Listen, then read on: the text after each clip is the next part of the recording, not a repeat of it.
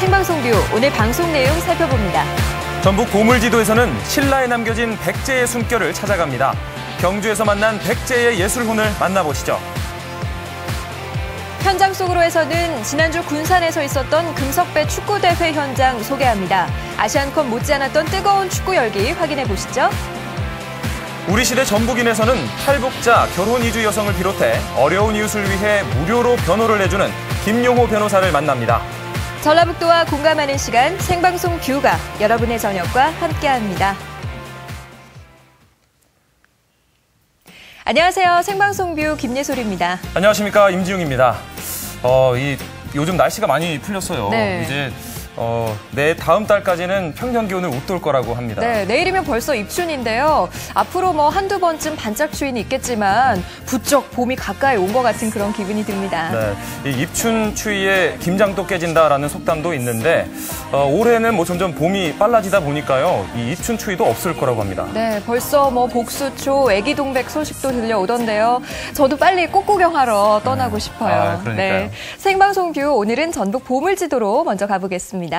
김예솔 아나운서, 네. 이 신라의 최초의 여왕이 누군지 아시나요? 당연히 알고 있죠. 제가 공부를 얼마나 열심히 했는데요. 선덕여왕이잖아요. 오, 그러면 선덕여왕의 동생이 누군지 아시나요? 동생요? 네. 그거는 학교에서 안 알려준 것 같은데요. 제가 좀 힌트를 드리면 네. 이 백제의 무왕인 서동 하면 생각나는 사람. 그럼 혹시 선화공주? 맞습니다. 이 선덕여왕과 선화공주가 바로 자매였어요. 아, 그래요? 네. 사실 서동하고 선화공주의 관계만 생각했지 선덕여왕하고 선화공주가 자매인 거는 잘 모르고 있었어요. 네네. 그래서 이 백제 무왕 시절에는 이 신라와 백제 간에 어떤 우호적인 교류가 많았다고 하는데요. 이때 이 백제의 문화가 신라로 많이 전해졌다고 합니다. 오늘은 이 신라에 남아있는 백제의 자취를 찾아가 봅니다. 교수님! 교수님! 와, 뭐 이렇게 책이 많아. 교수님! 교수님! 안 계세요? 어디 가셨지? 뭐야? 오늘의 미션이 연구실 안에 있습니다. 미션을 찾아 수행하시기 바랍니다. 아니, 요즘 시대가 어느 시대인데 그냥 연락으로 그냥 문자로 주시면 되지.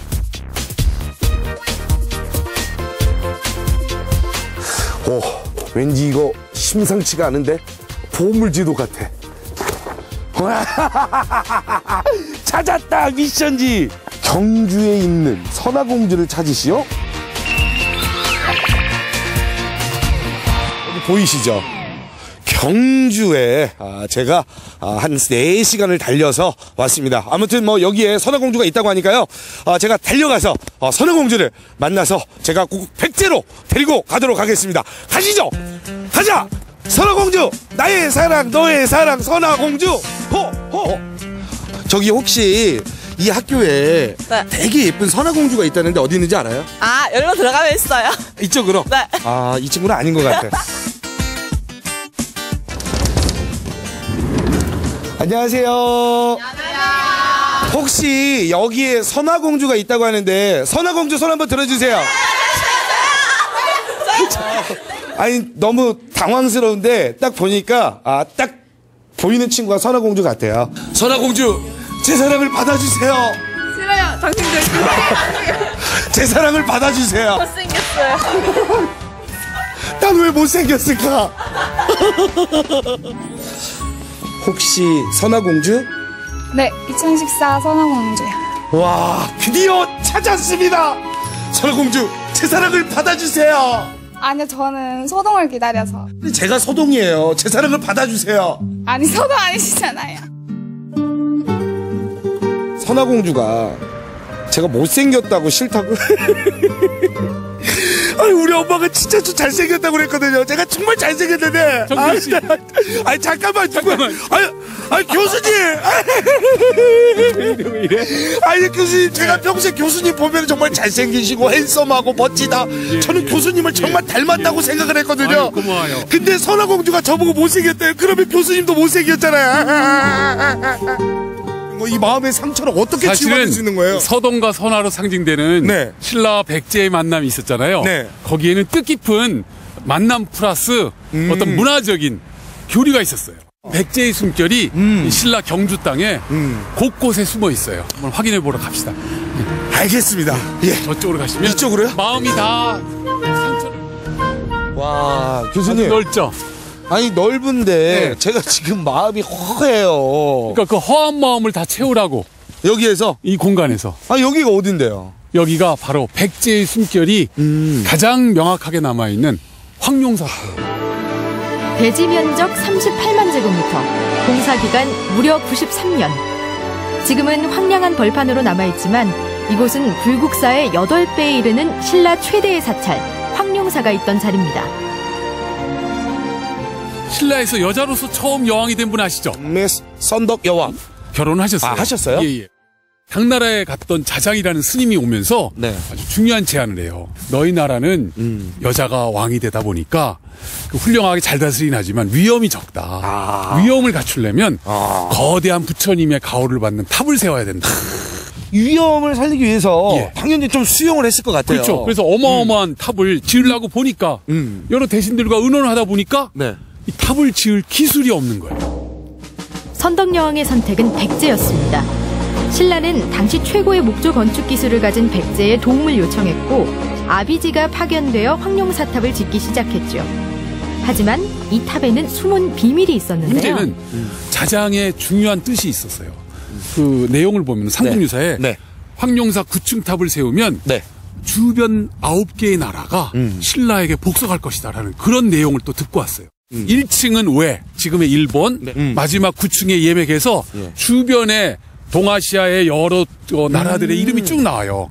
거기에 나오고 있는 5층의 그 응유라는 표현이 사실은 백제의 다른 명칭이었고 9층의 예맥이 또 고구려의 다른 명칭이에요. 아니 잠깐만요. 예. 아베지는 백제 사람이잖아요. 예. 자기의 가족이 그리고 아버지 어머니가 있는 부인이 예. 있는. 예. 근데 그 아비지가 그런 탑을 예. 만드는데 예. 자기가 도움을 준다는 건 좀 이해가 안 가요. 그렇죠. 그런 의도를 가지고 아비지를 데려다 만들다 보니까 아비지가 낌새를 챈 거예요. 체르죠. 이상하다. 이건 느낌이 좀 이상한데? 그래가지고 그렇죠. 아비지가 협조를 안 하려고 하는데 네. 어느 날 밤에 꿈에 갑자기 어떤 노승이 나타나고 탑에 기둥을 세우던 날 아비지는 백제가 멸망하는 꿈을 꿉니다. 감히 공사를 시작하지 못하던 그의 앞에 노승과 거인이 함께 나타나 절에 기둥을 세우는 것을 보고 그는 백제의 시운이 다했음을 깨닫고 탑을 완성하죠. 88에 64, 64개의 주춧돌이 있잖아요. 아주 독특하죠. 네. 이 세계적인 건축학자들이 여기 와서 깜짝 놀라는 거예요. 일본이나 중국은 국가적인 사찰을 만들 때 네. 네모반 듯하게 이런 주추를 만들지 이렇게 자연석을 허튼 돌을 안 쓴다는 거예요. 백제의 장인 아비지가 자연을 그대로 신적인 하나의 산물로 봐서 그런 모습을 손상 없이 사용하면서 결국은 하나의 질서로 통일되게 하는 그런 미감을 보여준 거예요. 백제 장인 아비지가 심혈을 기울여 완성한 이 목탑은 안타깝게도 몽골의 침입으로 모두 소실됐습니다. 하지만 박물관에서 조금이나마 그 흔적을 찾아볼 수 있는데요. 황룡사의 실제 규모를 추측할 수 있는 몇 가지 증거들이 있어요. 이 뭐 같아 보이세요? 새로운 건물을 지면 이 건물 앞에 뭔가 조각품을 만들잖아요. 황룡사 앞에 멋있는 이 조각품. 본전 건물에 네네. 용마루 맨 꼭대기 좌우에 그 마치 날아가는 새의 네. 깃털이 쫙 서 있는 것 같은 침이라고 하는데 현재 우리나라에서 발견된 침 중에 제일 커요. 황룡사탑의 규모를 알려주는 또 다른 유물, 풍탁. 절이나 누각의 처마 끝에 달린 종을 가리키는데요. 사람의 팔뚝만한 풍탁의 크기가 황룡사탑의 어마어마한 규모를 짐작케 합니다. 가장 크고 네. 강력한 힘을 상징하기 위해서 이렇게 크게 만들었던 것 같아요. 그래서 신라인들이 그 황룡사의 그 쏟은 정성과 나름의 어떤 목적성들이 이런 편린들을 통해서 나타나지 않나 그런 생각이 듭니다. 아니 이렇게 또 경주까지 와서 예. 동해바다 보면서 예. 아니 저를 여기다 빠뜨리시려고. 이 대해를 한번 보세요. 아니, 뭔가 진짜로 호연지기를 기르시라고. 가슴이 예. 빵 왕하고 뚫려요. 그렇죠. 삼국을 통일한 왕이 누구였죠? 삼국을 통일한 왕. 예. 정답. 예. 선덕여 왕. 신라의 삼국 통일을 이룬 분은 네. 문무왕이죠. 아, 맞습니다. 예, 예. 아, 문무를 두루 갖춘 예. 문무왕께서 죽으면서 유언을 합니다. 나 죽으면 네. 백성들이 힘들게 큰 무덤 만들지 말고 네. 간단히 화장해서 와. 동해 바닷가에 장사 지내라. 야. 그러면 내가 마지막으로 우리를 괴롭히는 저 바다 건너 외구놈들을 네. 다 물리쳐 주겠다. 저기 바위 보이시죠? 네. 바위섬. 바로 저기에 장사 지냈어요. 아, 저기예요? 예. 그래서 전 세계적으로 유일한 수중릉. 삼국 통일의 과업을 이룬 문무왕에게 남은 걱정은 동해안으로 침입하는 왜구였습니다. 그는 거대한 무덤을 세우기보다 백성을 지키는 용이 되고자 했죠. 이분을 기념하고 추념하기 위한 새로운 공간이 네. 사실은 저기 가문사라는 공간으로 마련이 됐어요. 가문사라. 그렇죠. 은혜에 절이네요. 감사하는 절. 그분을 기리는 마음으로 예. 교수님과 제가 손잡고 예. 손에 손잡고를 노래 부르면서 가도록 하겠습니다. 예. 감사로. 예. 손에 손잡고. 백제의 숨결을 따라 경주로 떠난 보물여행. 신라의 탑 속에 얽힌 백제인의 숨결을 찾아서 그 두 번째 이야기, 그림자가 보이지 않는 탑의 비밀을 밝혀라. 다음 주 전북 보물지도를 기대해주세요.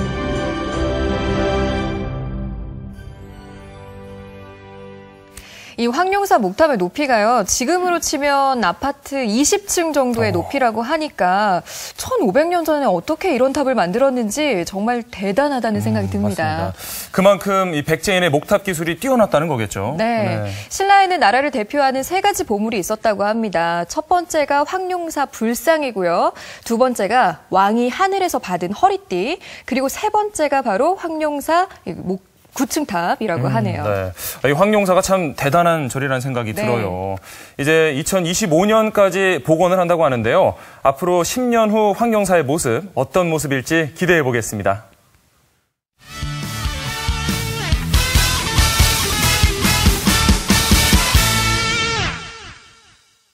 지난 주말이었죠. 우리나라 축구대표팀이 2015 호주 아시안컵에서 27년 만에 결승에 진출해서 준우승컵을 들어 올렸습니다. 네, 정말 연장전까지 가는 접전을 펼쳤는데요. 다시 한번 우리 선수들에게 박수를 보내주고 싶습니다. 네. 정말 잘 싸웠어요. 예. 네. 근데 또 지난주에 이 아시안컵 열기 못지않은 뜨거운 축구 열기를 우리 지역 군산에서 느낄 수 있었습니다. 네, 1992년부터 우리 지역 출신 축구 선수인 고 최금석 선생을 기리는 축구 대회가 열린 건데요. 와, 중등부, 초등부, 고등부를 합쳐서 총 75개 팀이 참가한 이번 대회, 그 하이라이트 지금 함께 보러 가보겠습니다. 살아있는 축구 전설 산소탱크 박지성을 비롯해 대한민국 축구를 책임진 전 현직 축구 선수들의 등용문, 2015 금석배 전국 학생 축구대회가 군산에서 열렸습니다. 누구한테도 그냥 존경받는 선수가 되고 싶어요. 메시같이 드리블 잘하는 선수. 한 번쯤 태극마크를 다는 게 꿈입니다. 축구에 대한 뜨거운 열정이 가득했던 녹색 그라운드, 그 현장으로 함께 가시죠.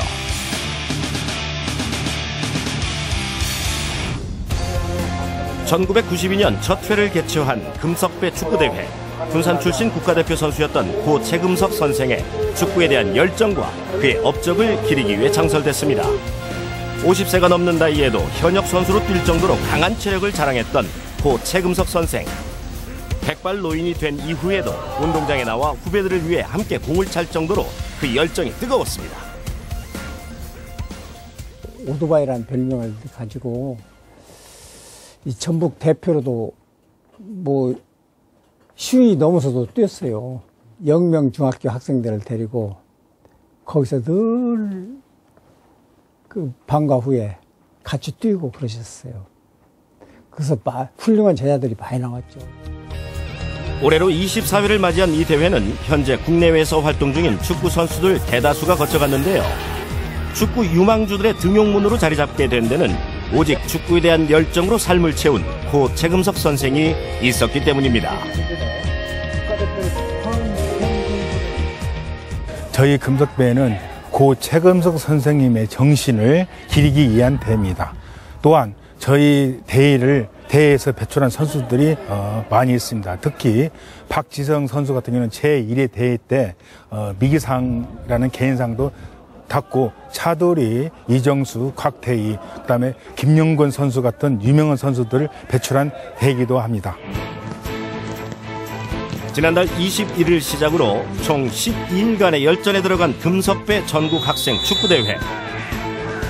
초등부 34개 팀, 고등부 41개 팀, 총 75개 팀이 참가, 페어플레이 정신으로 우승을 향한 뜨거운 경쟁을 펼쳤습니다. 여러 가지 좋은 선수들을 배출을 많이 했던 그 권위 있는 대회라고 생각하고요. 저희도 이제 그렇기 때문에 여기에서 우승컵을 들기 위해서 이쪽 대회에 참가를 했습니다. 프로축구 못지않은 치열함이 있었던 고등부 예선전. 군산 제1고의 선제골로 본선행 안착. 그 뒤를 이어 열린 경기에선 전북 지역 고등학교끼리 맞붙었습니다. 바로 고창 북고와 1위고의 빅매치. 자, 힘차게 볼을 드리블하는 14번 선수 슛! 아쉽게 빗나가는군요. 슛을 하는 선수나 막는 골키퍼나 사력을 다합니다. 학교와 지역의 명예를 걸고 그라운드를 누비는 선수들. 자, 무처럼 좋은 게죠. 자, 슛! 골이 되는군요. 1위고의 10번 선수. 이로써 준결승 티켓은 1위고가 차지합니다. 경기장에 나가서 최선을 다하는 후배들을 보면 기쁘고, 항상 최선을 다하는 모습 가지고 우리나라 축구를 이끌어 나가는 선수들 했으면 좋겠습니다. 일단 모든 학생들이 사실 안 다쳤으면 하는 게 가장 좋고요. 프로도 꿈이니까, 아들도 꿈이고 또 아빠로서도 꿈이니까 무사히 잘 지가 열심히 하는 만큼 좀 이뤄냈으면 좋겠습니다. 결성부른 나무는 떡잎부터 알아본다고 하지요. 제2의 박지성을 꿈꾸며 열심히 그라운드를 누비는 초등부 선수들.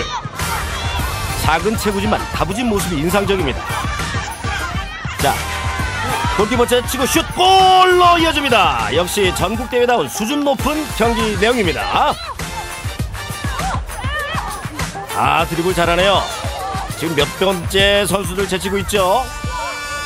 자, 슛까지 연결이 돼야 될 텐데요. 자, 슛!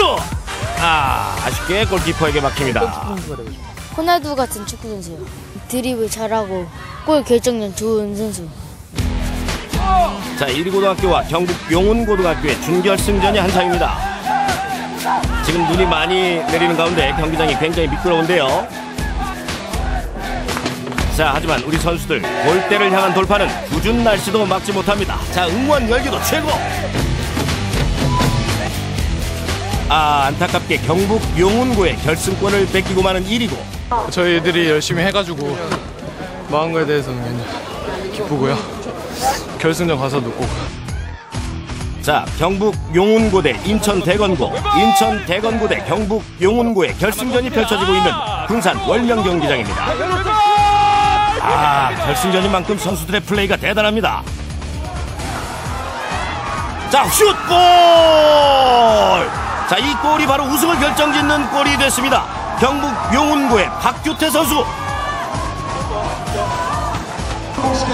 자, 코너킥 올라갔죠?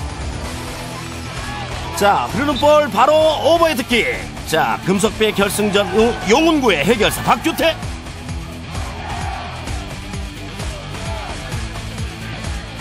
처음에 찰 때 들어간지 몰랐는데 애들이 좋아해가지고 그때 알았어요. 기분이 좋았어요. 2015 금석배 전국 학생 축구대회 고등부 우승의 영광은 경북 용운고등학교로 돌아갔습니다. 한 경기도 빠짐없이 계속 효과를 내가지고 공연하러 왔습니다만 오늘 우승회가 정말로 기쁩니다.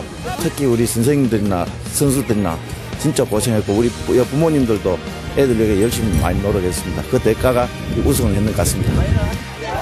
자, 행갈의 세레모니가 빠질 수 없죠? 창단 첫 해 감독을 맡게 돼서 지금까지 이제 4년이 지났는데요.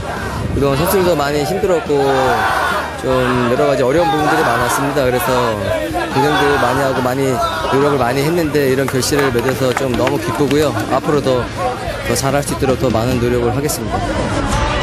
1992년 이후 24년째 전국대회로 그 명성을 떨치고 있는 금석배 축구대회. 곧 최금석 선생의 축구 정신을 기리며 그동안 대한민국 축구 발전의 디딤돌 역할을 충실히 해온 금석배 축구대회. 앞으로도 대한민국 축구의 요람으로 그 명성을 이어가길 바라며 항상 응원합니다. 쉰이 넘은 나이에도 현역 선수로 뛸 만큼 강인한 체력 또 타고난 돌파력까지 갖췄던 고 최금석 선생님. 이 고 최금석 선생님만큼 뛰어난 이 최고의 축구 스타가 이 대회를 통해서 많이 배출됐으면 하는 바람입니다. 무엇보다 이 대회 출신의 유명한 축구 선수들이 참 많습니다. 박지성 선수도 그렇고요. 또 이번 아시안컵에서 정말 열심히 뛰어준 차두리, 기성용, 김영권 선수 이런 선수들이 다 이 대회를 거쳐갔다고 하는데요. 이렇게 멋진 대회가 우리 지역에서 열리고 있다는 거 참 자랑스럽습니다.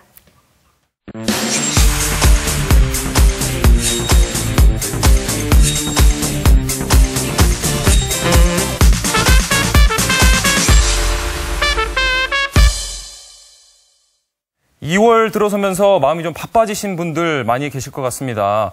설날이 딱 보름 남았습니다. 네, 뭐 설날 얘기하기는 아직 조금 빠른 거 아니냐 이렇게 생각하시는 분들도 계실 것 같은데요. 그래도 뭐 설 음식 장만하시는 분들 그리고 설 선물 준비하시는 분들은 지금 굉장히 바쁠 때죠. 맞습니다. 왜 설날 선물하면은 뭐 보통 술이나 고기, 뭐 생필품 세트 이런 거 생각하시는데 네. 요즘은 또 마을마다 지역 특산품이 판매되고요. 이게 또 인기가 그렇게 좋다고 합니다. 그렇죠. 마을에서 생산이 되니까 소비자의 입장에서는 믿고 살 수가 있어서 좋고요. 또 생산자의 입장에서는 또 수익을 올리니까 또 좋은데요. 이어지는 뷰 오늘에서는 설을 앞두고 마을 특산품을 생산하는 데 분주한 김제의 한 농가를 찾아갔다고 합니다. 한재진 리포터 만나볼게요. 한재진 리포터 나와주세요. 시청자 여러분 안녕하십니까. 생방송 뷰 오늘의 한재진입니다. 저는 지금 김제 한 시골 마을에 나와 있는데요. 이 마을에서 아주 따끈따끈하고 달짝지근한 이야기가 있다고 해서 찾아왔습니다. 함께 가시죠. 안녕하세요. 예. 안녕하세요. 어머님 지금 뭐라고 계신 거예요? 쌀 씻어요. 아니 쌀을 씻는데 아니 무슨 잔칫날이에요. 쌀을 왜 이렇게 많이 씻으세요? 조청하려고요. 잠깐만요. 아니 이 쌀로 지금 조청을 만든다고요? 예. 아니 이걸로 어떻게 이 쌀로 조청을 만들어요? 예, 저희 마을에서는 이렇게 찹쌀로 예. 이게 조청을 해요. 맵쌀보다도 찹쌀로 조청을 해야 윤기가 나고 더 맛이 단맛이 더 많이 나와요. 야. 그래서 찹쌀로 하고 예. 우리 이 쌀은 이 동네에서 우렁이로 제초제 안 주고 우렁이로 키운 우리 이 농사로 한 거예요, 쌀이. 그렇군요. 예. 아니 근데 방송을 보시는 분들이 이 찹쌀로 이게 조청이 만들어지나 되게 궁금해하시는 분들 많을 거예요. 신기하시고요. 예. 그 조청을 만드는 방법을 좀 알려주세요. 네, 이렇게 이 쌀을 씻어서 네. 밥을 해서 네. 식혜 있죠. 네. 식혜로 해가지고 짜가지고 거기다가 검정 솥단지다 데려요. 예. 그러면 조청이 되고 있어요. 아무것도 안 넣고도. 아니 그게 정말 그렇게 돼요? 예. 잠깐만요. 이거면 저기 보니까 밥솥이 있는데 예. 그러면 이 쌀을 씻어가지고 저기다 밥을 얹혀서 밥을 하는 거 아니에요? 예. 예. 저기 한번 가볼까요? 예. 이리 와보세요. 그러면은 이게 이제 밥이 됐다면 여기까지는 이해가 돼요. 여기까지는 예. 이게 이제 밥이 된 거잖아요. 예. 그럼 이제 밥이 됐는데 이걸 먹는 게 아니고 이걸로 조청을 만든다고요? 예. 오. 조청. 아까 그 엿기름 그 물로 네. 이 밥에다가 물을 이렇게 해서 예.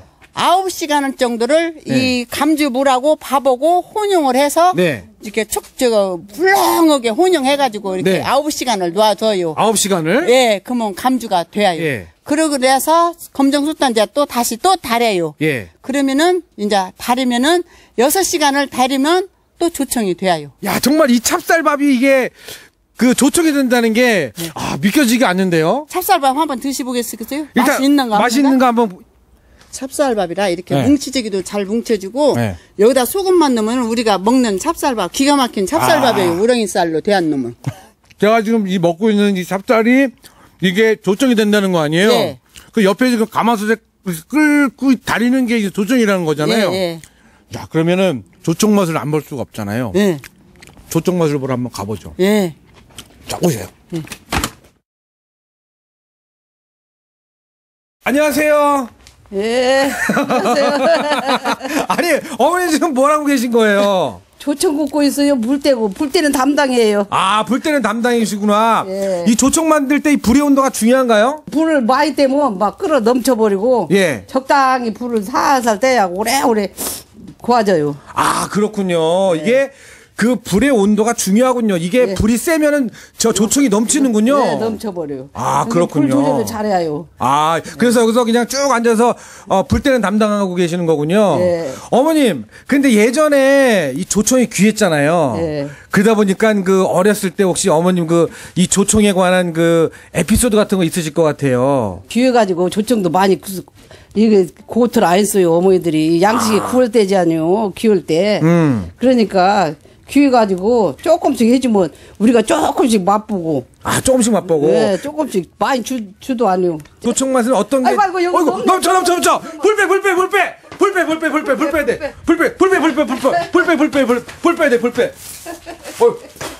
돼. 불 빼야 돼. 아우, 이게. 예. 이렇게 해찰하다 보면 이렇게 깐다가 넘치니까 여기 조심해서 불을 잘 떼야 해요. 요거를 한 얼마 정도 해야지 이렇게 조청이 되는 건가요? 이거 4시간, 5시간 데려야 이렇게 조청이 되고 있어요. 아, 그럼 이게 지금 4시간, 5시간 지금 달인 거군요? 예. 아, 그렇군요. 이거 좀 맛볼 수 있나요, 어머님? 예. 어떻게 맛보면 돼요? 이게 뜨거울 것 같은데, 지금? 예, 뜨거우니까 여기 한 맛 한번 보시봐요. 어디. 한번 줘보세요. 뜨거워서. 아우, 이 원래 떡에다, 가래떡에다 이 조청을 딱 찍어 먹으면. 꿀맛이야. 꿀맛이야. 둘이 먹다가. 아니야, 조청 맛이야. 꿀맛은 왜 꿀맛이야? 알았어. 조청 맛이지. 조청 알았어. 이게 둘이 먹다가 둘이 줘도 모르는 조청 맛. 어머니 알았어요. 아, 잠깐만. 와. 이게 가래떡이 꿀떡이 되네, 꿀떡이. 아니, 조청떡이라는 게 꿀떡이. 아니, 어머니, 이거 한번 드셔봐. 둘이 먹다 둘이 줄게. 너 어때, 마셔? 우리 저거 조청떡이 너무너무 맛있네. 야, 진짜 이거? 이 맛은 어떻게? 야, 꿀맛이다, 꿀맛. 야. 네. 꿀맛은 저리 가라 온단 게요. 여러분들, 지금 여기 그 가마솥 때 끓인 조청 한번 보신 적 있으신가요? 야, 이제 2주 앞으로 설날이 다가왔습니다. 아, 이렇게 지역 특산품을 구입하게 되면요. 일단 맛있고, 그 다음에 지역 경제도 살리고, 선물을 받는 분들에게는 이게 어떻게 되냐면 아주 특별한 선물이 됩니다. 예. 지금까지 뷰 오늘의 한재진이었습니다.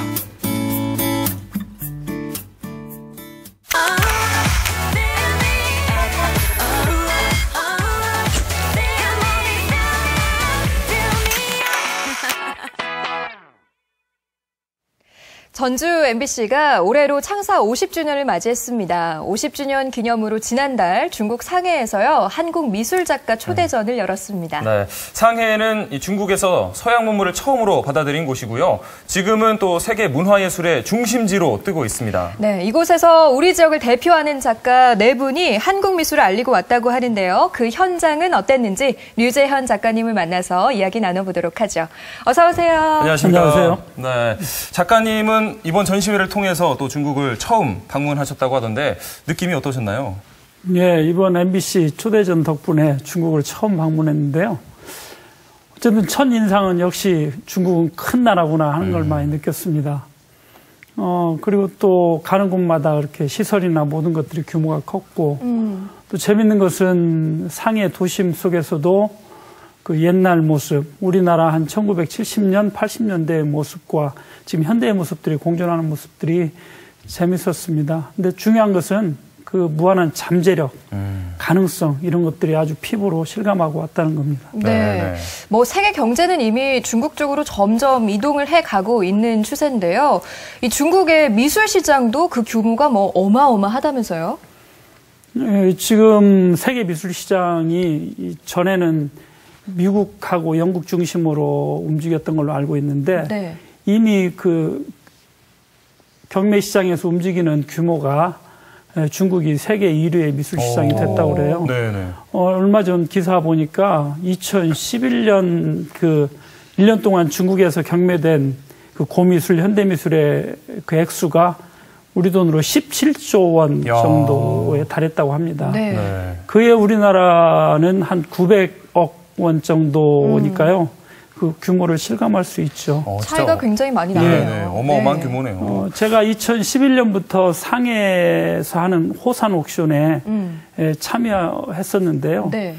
그때도 보면 그 중국 작가들의 작품들은 뭐 몇 억에서 수십억까지 호가하는 그래서 몇 안 되는 한국 작가들의 작품 가격은 굉장히 차이가 많은 것을 실감했습니다. 네. 그렇군요. 또 그런 곳에서 우리 전북을 대표하는 작가들이 또 한국 미술을 알리고 왔습니다. 지난달 16일부터 22일까지 중국 상해 문화원에서 초대전이 있었는데 반응이 아주 좋았다면서요?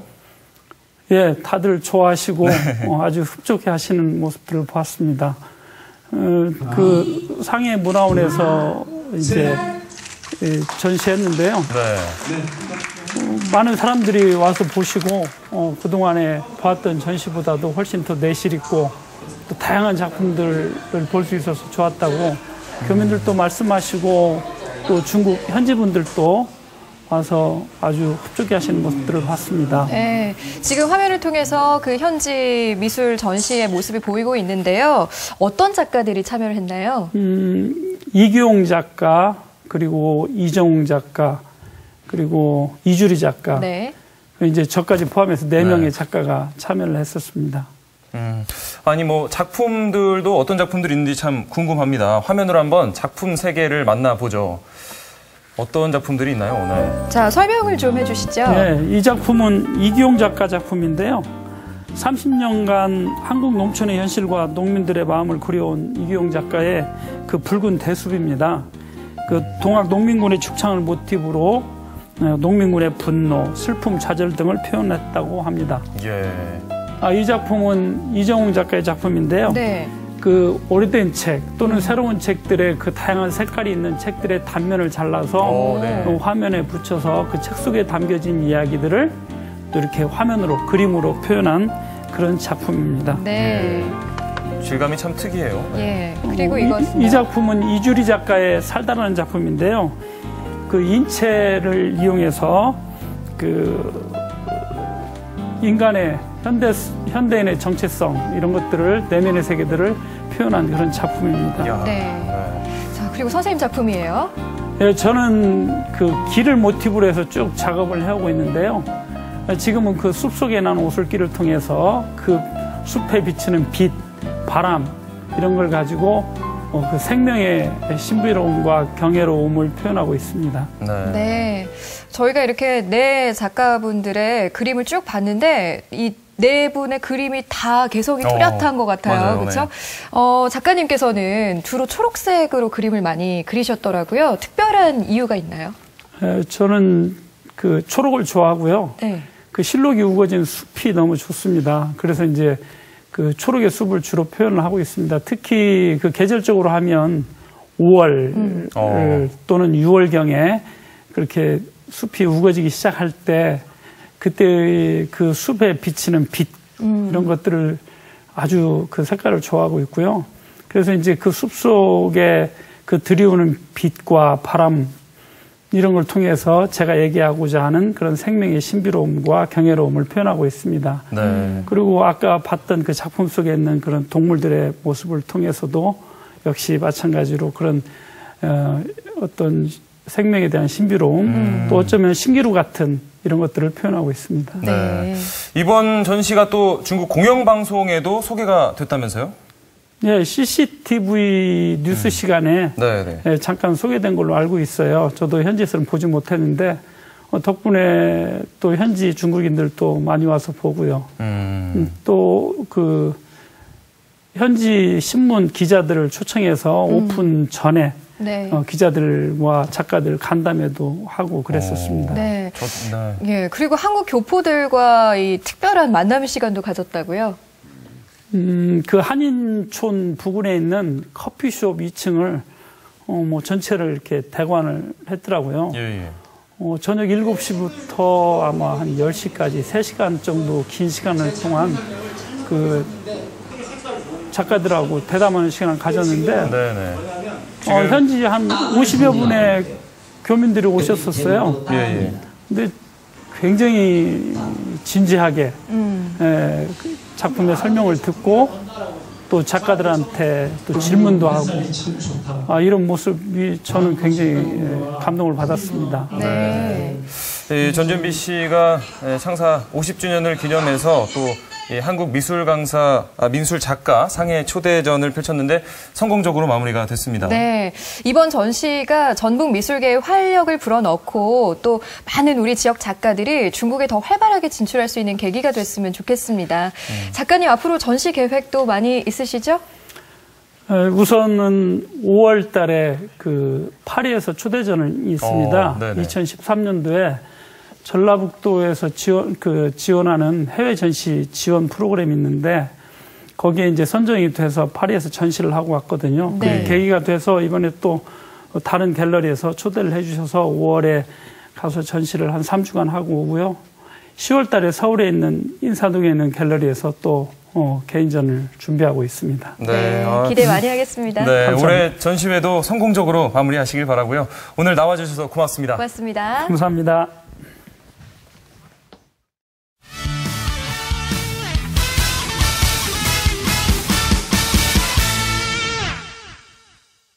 요즘 신문이나 인터넷을 보면은 참 끔찍한 사건, 사고 소식들이 참 많습니다. 네.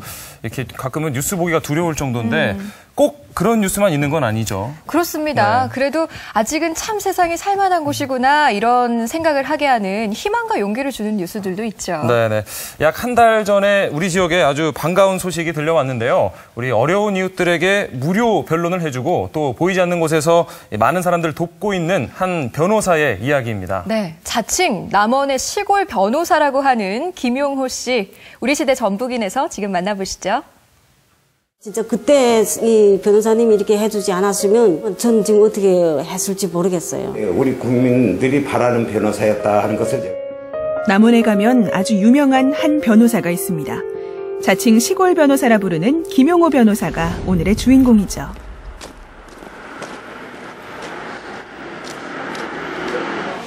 농사도 짓고 애기도 보고 너무 두 가지 해야 되니까 일단은 남원시 다문화가족지원센터에서 강좌가 열리고 있습니다. 김용호 변호사가 진행하는 이주 여성을 대상으로 한 생활법률 강좌죠. 1 다문화센터 1 고문변호사 제도가 있습니다. 지금 저 같은 경우는 남원하고 순창 지역의 다문화센터 고문변호사로 있고요. 다른 나라에서 오신 분들 같은 경우는 약간 문화적인 차이가 있기 때문에 그런 걸 좀 이해를 시키면은 이분들이 그래도 좀 더 우리 사회에 잘 적응할 수 있지 않을까. 아이들 유골뼈, 머리뼈 이런데 실종 6개월부터 우리 사실 한국인에게도 법이란 건 멀고 어렵기만 한 존재인데요. 하물며 이주 여성들의 경우엔 말할 것도 없겠죠. 용어 하나부터 차근차근 설명해주는 김용호 변호사의 친절한 강의를 들으며 이주 여성들은 이 사회의 한 구성원이자 한 아이의 엄마로서 이 사회에서 더불어 함께 살아갈 용기를 얻게 됩니다. 지금 아기 있으니까 네, 좀 앞으로 좀 조심해야 하는 거 더 조심하고. 이런 거 모를 때는 진짜 이런 일이 나한테 이렇게 일어났을 때는 당황스럽고 어디 가서 누구한테 해야 될지도 모르고 이제 바로 옆에서 변호사님 사무실도 계시고 이제 진짜 집에서 궁금한 거 있으면 아니면 어려운 거 있으면 가서 물어보기도 하고 진짜 많이 튼튼해진 것 같아요. 시골 변호사치고는 조금은 점잖아 보이긴 하지만 김용호 변호사의 일상은 참 소탈합니다. 그 모습을 잘 보여주는 것 중 하나가 바로 자동차인데요. 별로 그냥 차는 이동수단이다. 그냥 그렇게만 생각을 하거든요. 좁은 길도 잘 다닐 수 있고요. 그런 것도 있고 누가 살짝 긁고 가도 그냥 가시라고 할 수도 있고요. 남원에 내려온 지 4년째. 2009년 사법고시 연수차 처음 남원에 왔다가 그 이듬해 아예 정착을 하게 됐는데요. 경기도 토박이인 김 변호사가 남원까지 오게 된 데는 무슨 특별한 이유가 있을까요? 사실 전라도 김치가 조금 입맛에 안 맞아서 고생을 좀 많이 했는데요. 대도시와 달리 지역에는 변호사 숫자도 적고 또 변호사에 대해서 자기와는 일반인들이 다른 사람이라고 생각도 많이 하고. 김용호 변호사는 사무실을 개원하고 서민들의 목소리에 귀 기울여 왔습니다. 그중에서도 특히 이주 여성, 세터민, 기초생활수급자와 같은 소외계층들의 억울한 사정을 대변해주고 있죠. 북한을 탈출해가지고 여기 와서 남한 생활에 적응하는 게 참 어려웠거든요. 남한이 법을 잘 몰라가지고 이게 사고들 많이 진데 이걸 어떻게 해결할까 정말 그렇게 고민하다가 이렇게 여기 변호사 이 사무실을 찾아와가지고 진짜 그때 이 변호사님이 이렇게 해주지 않았으면 전 지금 어떻게 했을지 모르겠어요. 저한테는 이제 교통사고를 났으니까 면회 취소 안 해주고 생계를 유지해 주시고 그냥 변론도 무료로 해주시고 항상 고마운 분입니다. 당신 마음속에 항상 가지고 있습니다. 모든 일을 올바르게 처리할 수 있게끔 해주는 변호사다. 정말로 우리 국민들이 바라는 변호사였다 하는 것을 제가 직접 느끼는 사람입니다. 돈을 벌기 위해서 변호사라는 직업을 택한 그가 무료 변론을 하는 이유는 바로 그가 갖고 있는 철학 때문이었습니다. 바로 받은 만큼 사회에 베풀어야 한다는 자신과의 약속이었죠. 경제적으로 여유되고 만약에 제가 어떤 도움을 드렸을 때 경제적으로 어떤 대가가 따른다면 그분한테 저도 그만한 경제적인 대가를 받는 게 맞다고 생각이 들고요. 하지만 반대로 경제적으로 어려운데 그 대가를 지불할 능력도 없고 또는 그분한테는 크게 느껴지지만 제가 봤을 때는 별로 경제적 이득이 크게 없는 사건들도 있습니다. 그런 분들한테까지 뭐 돈을 받는다, 어떤 보수를 받는다고 하는 거는 조금 내키지가 않습니다. 여기저기서 또 김용호 변호사가 오랜만에 한 선배 변호사를 찾았습니다. 김 변호사의 인생에 많은 영향을 미친 사람이라고 하는데요. 그거 내가 먹는 술 한 잔이 뭐 고급 술 이 한 잔 값이면은 어떤 학생이 한 달 동안 그 급식비 걱정 안 할 수 있다라는 말씀을 하신 적도 있습니다. 그 뭐 저도 어렵게 공부를 하긴 했지만은 그런 상대성이 있다는 걸 좀 알고 배워야겠네. 김용호 변호사가 남원 사법연수원 시절 만났던 김종춘 변호사는 사회에 받은 만큼 되돌려줘야 한다는 노블리스 오블리제를 몸소 보여줬습니다.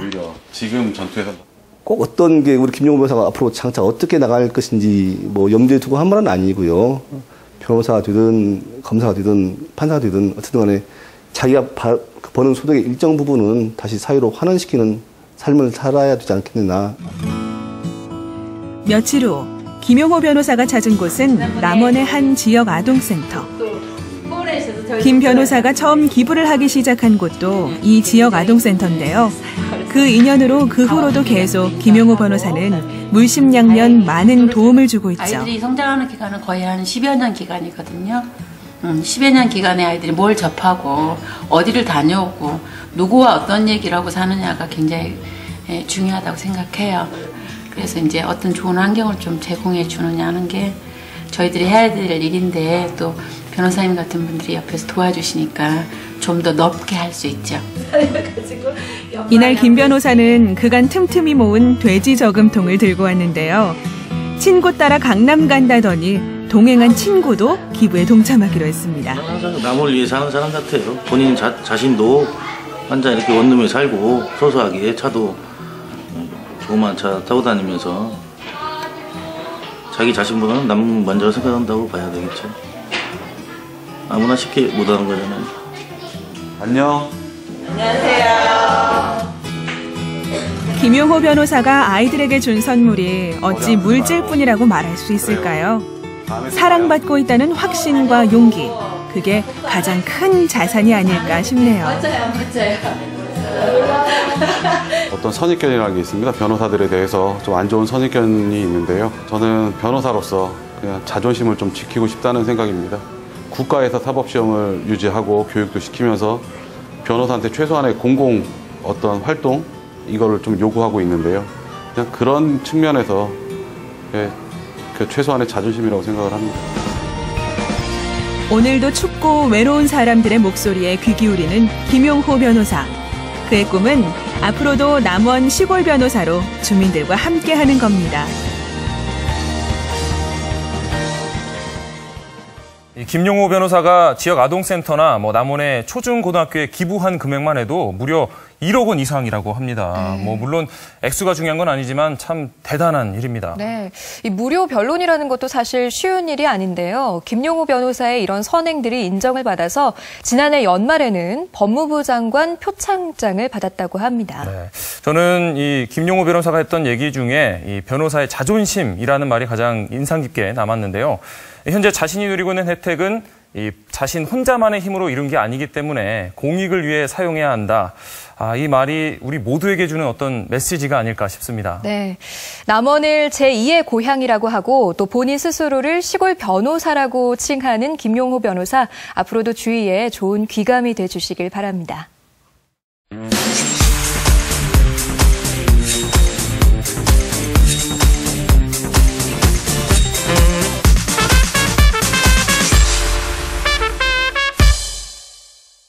이번에는 매생이와 갈치 요리를 소개합니다. 매생이는요, 칼슘과 단백질이 풍부해서 우주식품으로 지정될 정도로 아주 좋은 식재료라고 하네요. 네, 이 해조류 중에서도 가장 가늘고 부드러워서 식감이 아주 끝내주는데요.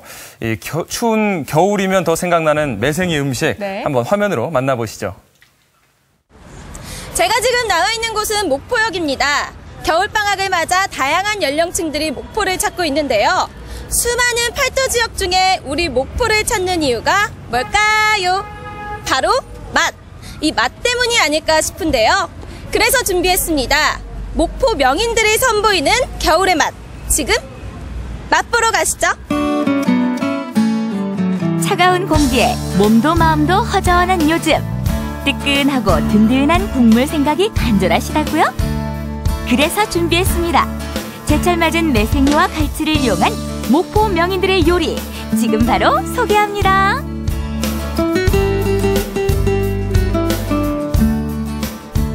짭조름한 남도의 맛과 멋을 느낄 수 있는 항구도시 목포. 오랜 역사만큼이나 깊은 손맛을 가진 명인 중 가장 먼저 만나볼 명인은? 추운 겨울하면 뜨끈한 국물 생각나시죠?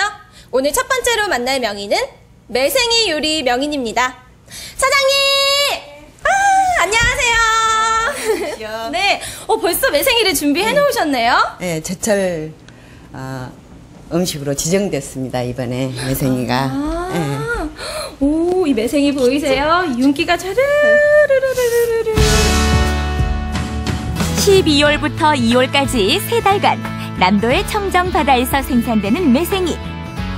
맛은 물론이고 영양까지 풍부한 매생이로 선보일 요리는요? 지금 다시물이 끓으잖아요. 근데 이거는 매생이 덕금을 할 거거든요.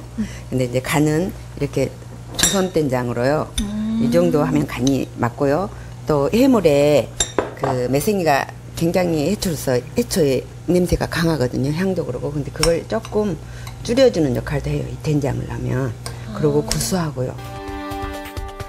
소금 대신 된장으로 간을 하는 것이 명인만의 비법. 거기다 겨울철 환상의 짝꿍 굴을 넣어 한 소끔 끓여내기만 하면 매생이 덕금 완성이요. 지금 이 정도 끓이면은 다 끓여진 거거든요. 매생이는 데펴 먹거나 계속 끓이면 녹아요. 매생이 전을 할 때는요, 반드시 가위질이나 칼질을 잔잔하게 해주셔야 됩니다. 너무 찰져서 이렇게 숟가락으로도 할 수 없는 음식이거든요. 저는 꼭 손이 들어가야 돼요. 그래가지고 이거 봐봐요. 이렇게 찰져요. 그래갖고 안 떨어지거든요. 쭉 늘어나네요. 그래서 이렇게 손이 가야 돼요. 손으로 쭉쭉 덜어얹은 매생이 반죽 위에는 역시나 굴이 올라가는데 활용 점점 매콤함이 살아있는 홍고추까지 얹어주면 이것이 바로 보기도 좋고 맛도 좋은 매생이 전.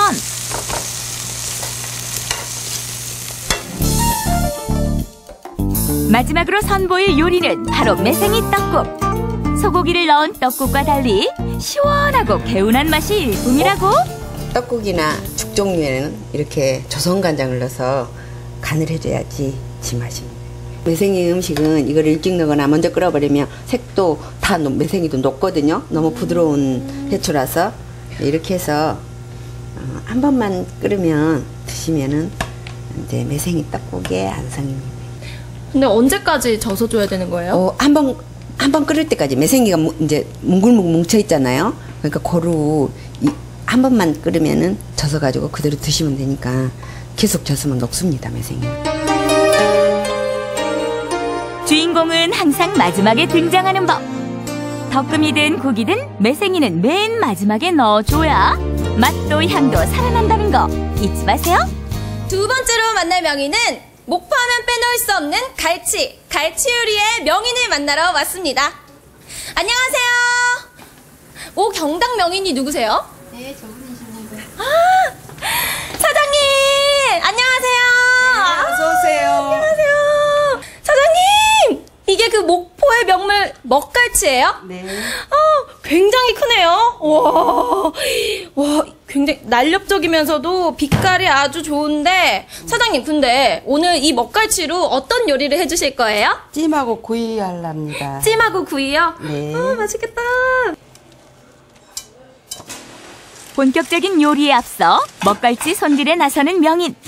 한 손에 쥐기도 어려울 만큼 오동통한 갈치를 묵은지와 호박이 깔린 냄비에 툭툭 썰어 넣고 13가지의 재료가 어우러진 비법 소스를 끼얹어줍니다. 이 양념이 사장님만의 특제 소스 같은데 뭘로 만들어진 거예요? 예, 간장에다가 저 양조 간장에다가 가진 양념 다 한 거예요. 간장에 과일 소스, 후추, 매실 등등등. 며느리는 모르는 게 아니라 알려줘도 기억 못할 비법 소스에 푹 졸여지는 갈치. 갈치살에 양념이 잘 배일 동안 갈치구이를 준비하는데요. 갈치가 워낙 싱싱하다 보니 칼집 몇 번에 굵은 소금이면 끝! 겉은 바삭하고 속은 촉촉한 갈치구이에 칼칼한 갈치조림까지 밥도둑 왔네 왔어! 맛있겠다. 어머니 제일 큰 걸로 하나 주세요. 자, 우와. 맛있게 드세요. 이게 목포의 명물 먹갈치라는 거죠? 거짓말 조금 더 못해서 제 얼굴만 하죠. 한 토막이. 어때요? 이렇게 살을 얹어서. 이 순간만큼은 세상에 부러울 것이 없는 봉우리 리포터. 숟가락으로 떠야 되려나? 그렇게 드세요. 두꺼운 살 깊숙이까지 배어든 양념의 맛. 명인이 줘서 그런지 더 맛있어요. 이 국물이 걸쭉하면서도 살이 부드러워서 너무 맛있어요. 이게 밥도둑인데요, 사장님? 그렇죠. 갈치조림은 위장을 따뜻하게 해주고 소화를 도와 겨울철 입맛 돋우는데 제격인데요. 찬바람 날 때 더욱 맛있는 부재료들까지 듬뿍 넣어 풍미를 더했습니다. 오늘 너무 잘 먹었는데 이 갈치 요리 명인만의 비법 좀 알려주세요. 비법이라고 뭐 했자 다른 건 없고, 저 갈치도 싱싱해야 되고, 또 그 들어가는 부재료도 싱싱해야 하고, 첫째는 또 간이 맞아야 되고, 또 이 갈치 조리면은 불 세기 정도를 잘 맞춰야 돼요. 그러면은 뭐 센 불에서 10분, 또 약한 불에서 15분 정도 은근하니 그렇게 졸여야지 그냥 금방 막 급하게 졸여서 먹는다거나 또 너무 오래 졸인다거나 그러면 안 돼요. 감동스러운 손맛에 비법까지 아낌없이 알려준 목포의 갈치 명인과 매생이 명인. 겨울철 입맛 떨어져서 걱정이신 분들, 제철 음식 잘 하는 데 없나 찾아다니시는 분들, 때깔 좋고 맛깔 좋은 명인들의 요리 맛보러 목포를 찾아보시는 건 어떨까요?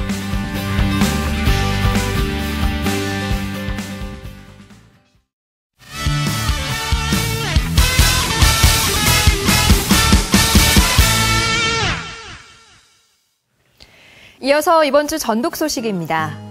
시민단체 시민행동 20일 꽃다지에서 생태와 환경을 생각하는 뜻깊은 강의를 엽니다.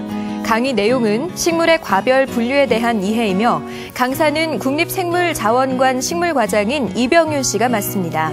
오는 금요일 오후 7시에 열리고요. 장소는 시민행동 21 교육실입니다. 식물과 생태에 관심 있는 분들은 참고하시면 좋겠네요. 젊은 플룻 연주자들로 이루어진 단체 네오 플루트 앙상블의 정기 연주회가 오는 7일 토요일 오후 5시에 한국소리문화의 전당 명인홀에서 열립니다. 맑고 청아한 플룻 연주로 봄 기운을 먼저 느끼고 싶은 분들에게 아주 좋은 자리가 될 것 같습니다. 건강한 먹을거리와 올바른 생활에 대해 고민하는 사회적 기업 자연음식문화원에서 봄학기 수강생을 모집합니다. 사찰 음식과 전통 음식, 자연 음식에 대해 관심 있는 사람이면 누구나 참여 가능하며 접수는 2월까지 받습니다. 2015 사랑나눔 콘서트 푸른 춤 공연이 오는 12일 목요일 오후 7시 익산 솜리예술회관 대공연장에서 열립니다. 이날 공연 입장료는 쌀 5kg 또는 라면 5봉지라고 하는데요. 이렇게 모은 물품은 불우이웃들에게 전달할 예정입니다. 뜻깊은 공연에 여러분의 많은 관심 부탁드립니다. 한지와 멍만을 사용해 내면을 표현한 동양화가 김지형 씨의 개인전 울림이 3월 1일까지 전주 한지박물관에서 열립니다. 나에게로의 초대라는 부제 제목에 잘 어울리는 깊고 통찰력 있는 작가의 작품들이 바쁜 우리의 일상에 울림을 줄 수 있을 것 같네요. 올 3월 전주에 방송통신중학교가 개교합니다. 중학교 학력이 없는 성인과 청소년을 대상으로 3년간 무료로 운영이 됩니다. 네. 그런데 60명 모집에 무려 256명이나 지원했다고 해요. 야, 정말 뒤늦게라도 이 공부를 하려는 그 열정이 얼마나 대단한지가 느껴지네요. 네. 또 최고령 신입생의 나이가 77살이라고 하는데요. 참 그 열정이 대단합니다.